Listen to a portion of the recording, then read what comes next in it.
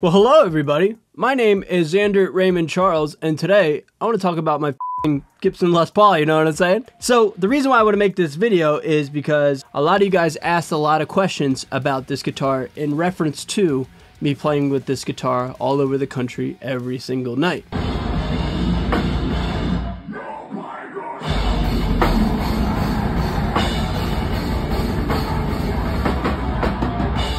So let me catch you up to speed in case you're unfamiliar with what I'm talking about. This guitar was used every single night with the band For the Fallen Dreams, the band that I just toured with, and there was a tuning change throughout every single set, every single night, where we would change tunings from the 7-string baritone stuff down in drop F sharp to the older stuff that is in drop A sharp that was written once upon a time on a 6-string.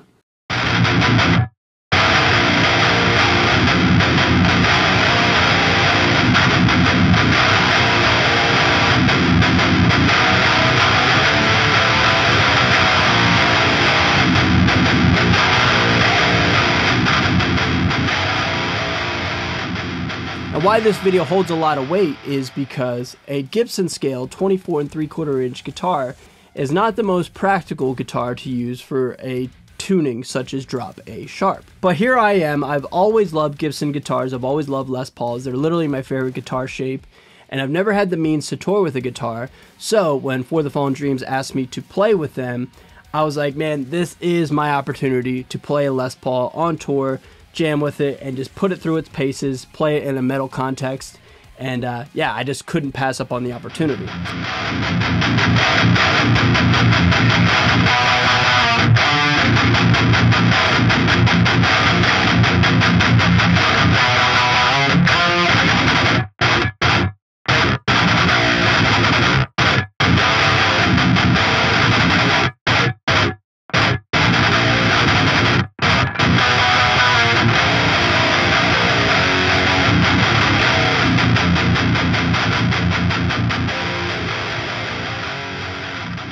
And I know several of you, myself included, were thinking that maybe it was a bit of a gamble to take this guitar on the road, not only because it's 45 years old and it's from the Norlin era, 1978 guitar, but also too, a 24 3/4 inch scale guitar may not be the most feasible thing for drop A sharp.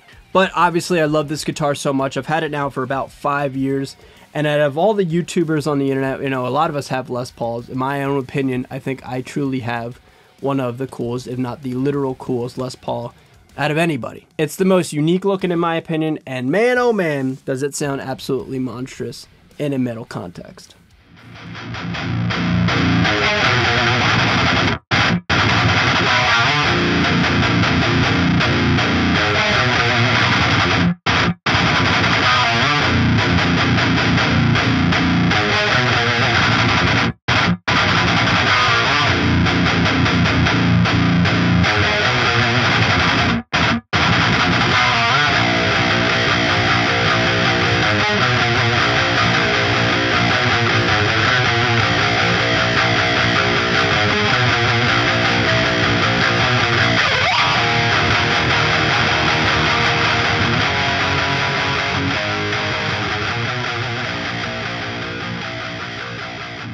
So this guitar was used for 4 songs. It was used for a song called December Every Day, Vengeance, Nightmares, and Insincerity. Some old school FT/FD songs. Songs that were written way back in the day when I was in high school, more or less. So to be able to play those songs live every single night across the country was a huge honor, and I was like geeking out, man.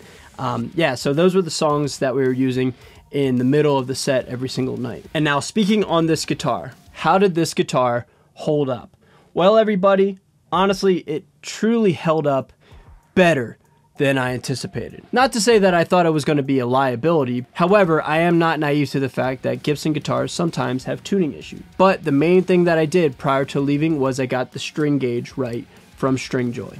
I've been a Stringjoy artist now for a couple years, and they're always so good to me. And basically, they let anybody build their own custom set if you want to. And I built a 12 to 68. So the main thing on the low end, because I was playing Malcolm Young for this run, I was doing all the rhythm stuff. The low end was where I was most focused and worried about. So to make sure I had enough tension for the A sharp string, I went with the 68.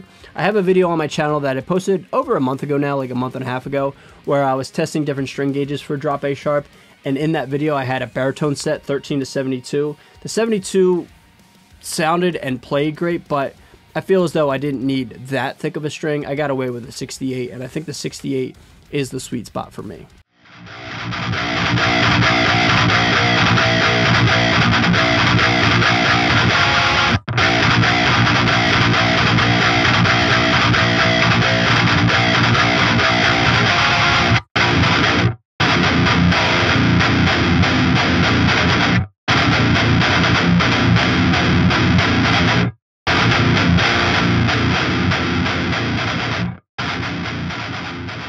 The only issue with this guitar was this guitar changed tunings night to night very, very frequently. Meaning, whenever I took it out of the trailer and brought it into a new climate, i.e. going from like, I don't know, we'll say like Sacramento to Santa Ana and then Santa Ana to Phoenix, like 3 relatively different climates. Like climate change was always changing, especially on the West Coast coming back towards the East Coast.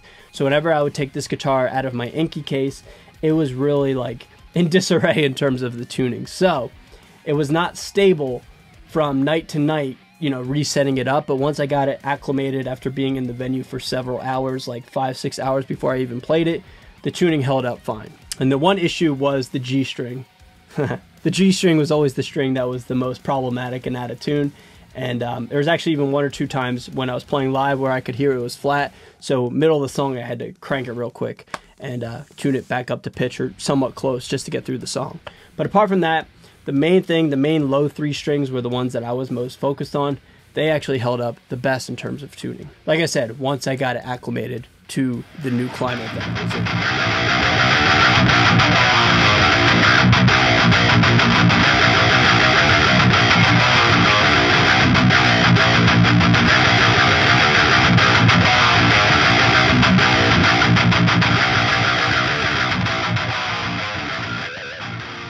And one thing that was really cool that I was super stoked on when touring with this is when all the guitar players in the audience would come and hang out after the show, like if I was loading out in the parking lot or in the back alley or, you know, anywhere near the bus.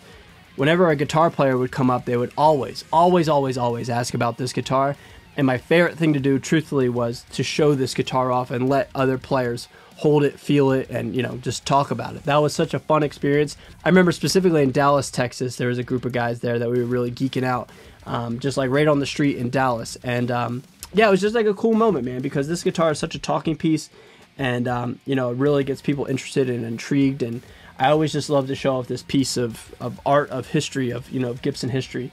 So yeah, man, anytime somebody came out, I always did my very best to share this guitar with anybody who was interested, because like I said, man, it got people talking, and I was more than happy to share it with you all. And last but not least, the final thing I'll talk about with this guitar is the wear and tear on this guitar. This guitar has always been kind of beat up ever since I got it 5 years ago, but I'm continuing to put more and more wear on it, like the forearm's starting to wear really good. I don't know how well this camera's picking it up. There it is right there.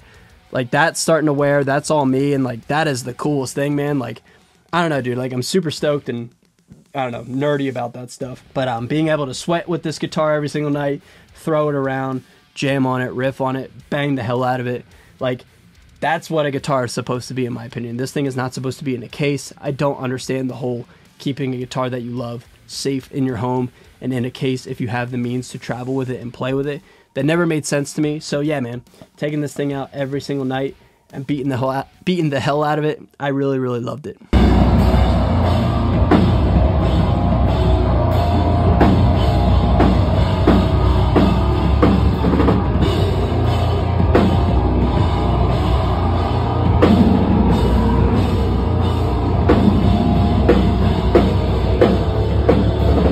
So everybody, if there is in fact a time and a place where I need this guitar for drop A stuff out on the road, would I take this guitar again? Honestly, because I'm a creature of habit and I'm a stubborn guitar player, probably. This is probably the one I'm going to be taking out. Would a baritone 6-string work better, like a 26.5-inch scale? Oh, absolutely. Like, I'm not naive to that. But the old saying, like, especially in sports, you look good, you feel good, you play good. I think that applies to the electric guitar as well. If you look good and you feel good and you like the thing that you have in your hands, you're just going to enjoy it. I've never been a fan of compromising in life, and like if I have to compromise with a guitar that I don't really like that much, but it'll get the job done, I don't know, man. I think I would rather take this guitar just because I love it that much more, and it'll just make me feel inspired more. So I hope that makes sense, and that may be like a weird mentality, but that's just my mentality. All right, everybody, so that's going to do it for this video, man. I hope you guys enjoyed just hanging out with me for a couple minutes and listen to my thoughts and opinions and my experience touring with this guitar, because I know a lot of you guys had asked about, you know, how was my experience. You know, a baritone would have probably been better, but I had a blast playing this thing every night, and I love showing it off to anybody who wanted to know about it. So hope that answers all your questions, and yeah, man, just thanks for watching, okay? So if you want to subscribe, I really sincerely appreciate it, man. With that being said, I am out of here, and I'll see you guys in the next video, okay? Later.